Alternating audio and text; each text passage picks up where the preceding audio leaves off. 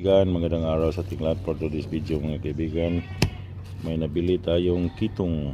Tingnan nyo, kitong to mga kaibigan. May nabili tayong isda na kitong. Shout out sa inyong lahat mga kaibigan, at maraming salamat sa patuloy niyong pagsuporta sa akin mga kaibigan. God bless po sa ating lahat.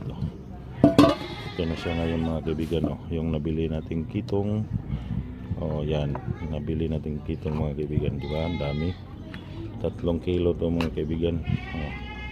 3 kilo bagong harvest. Iwan ko sa inyo kung anong name na yan ng isda na yan. Tingnan nyo lang, diba? Fresh na fresh mga kaibigan. Bagong kuha to.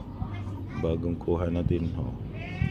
At hanggang dito lang muna itong mga video na ito mga kaibigan. Maraming salamat po sa patuloy niyong pagsuporta.